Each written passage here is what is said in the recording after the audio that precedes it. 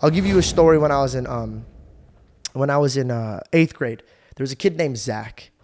And we got in a really, really bad fight. It was like 7th. I can't. It was so. I was so young. But I know I was really, really young. It was my first fight ever, and he punched me in the face, dude. And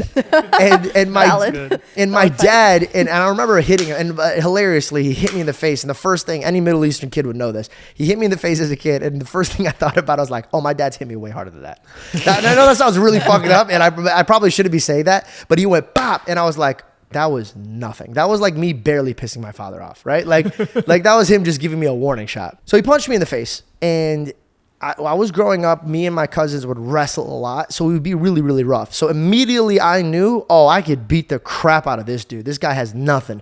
I took him, I spun him against the wall, and I cocked back, bro. I'll never forget this. I cocked back, and I had a perfect shot to blow him right in the nose. And it was like the first one. I was so excited about it because he'd been bullying me nonstop. I had permission from my parents. It was great, bro. Like my dad came home. He goes, I heard somebody's making fun of you at school. And I said, yeah, this kid. He goes, if he ever touches you, you beat the shit out of him. So he touched me. He punched me. And I was like, this is it. This is my one shot where I get to freaking just beat the crap out of this kid. I cocked back. I'm about to punch him in the nose. And Reed, I saw his eyes, dude. And there was this fear in his eyes. And it wasn't fear like, oh, this kid's about to beat me up. It was like lost. It was like what he thought was going to happen in his head didn't come out to be fruitful.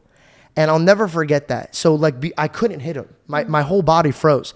And I'm holding him, and somebody tackled me because, like, you know how like your friends tackle you to separate you? Yeah. And we were just locking each other's eyes. And I went home. I got suspended, by the way, which was bullshit because I didn't even fucking do anything. Till this day, I'm mad about that. I got fucking, think about this. I got suspended for getting punched in the fucking face. That's how you know growing up, the teachers hated me. Did he get suspended? Yeah, but bro, he punched me in the face. That's wild. Just imagine, like, you get punched in the face and everybody for the rest of the year is like, oh, you got beat up. And then you still get in trouble for that. Like, imagine that. Yeah. But we're moving on. I'm still seeing a therapist for that.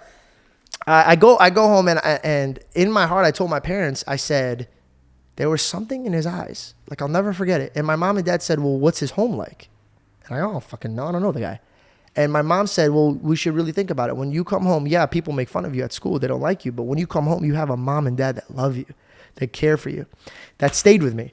Years later, we are in high school. I haven't talked to this kid since, right? High school, bro. We both are in detention. Now, mind you, we don't have any like issues with each other. We actually kind of like even most likely forgot the fight, but like we don't even care about each other anymore. We're adults now, kind of like in our head, right? Mm-hmm. So we're like talking in detention, being cool to each other. Don't even bring up the fact that we're in trouble, right? We get let out earlier, like an hour early. So detention in our school was after school, and in detention, when you get let out, you get on the same bus that the high school kids that play football and like all that stuff, they take you home. You know, like there's two buses. You guys follow me? Yeah. Mm-hmm. So the teacher comes in that's going to watch. He goes, hey, I have an emergency. You guys are good. Go ahead. And I was like, oh, bet. Our school is right next to a mall. Kind of a walk, maybe 10, 15 minutes, but rather do that than just sit here waiting for the bus, right? So he turns to me and he goes, hey, you want to go get food at the mall? And I said, yeah, of course. We're walking, bro. We're laughing. We're having a good time. And in the middle of our conversation, he's staring at me and his eyes start watering. And I look at him like, bro, are you okay? And he goes, dude, you're such a good guy. He's like, you're always so happy.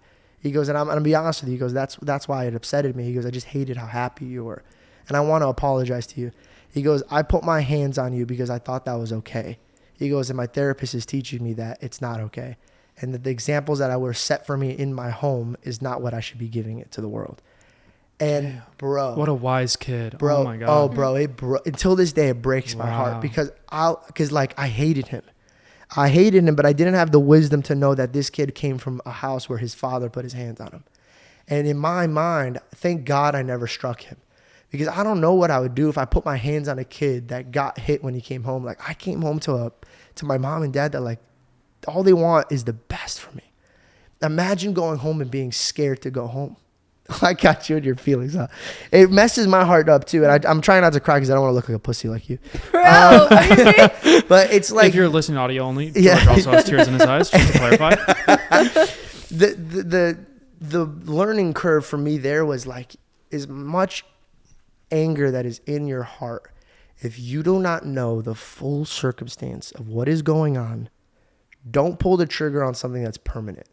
So if you're dealing with something right now with somebody at your workplace, your school place, your even your loved ones in your home, really give them the full respect to see from all their points of views, because you have no idea what somebody's going through. Even if you're spending all the time with them, if they don't express themselves, you'll never know. All right, if you guys liked that clip, go ahead and hit that link in my description and watch the full podcast. You will not regret it. Thanks for your support. Love you.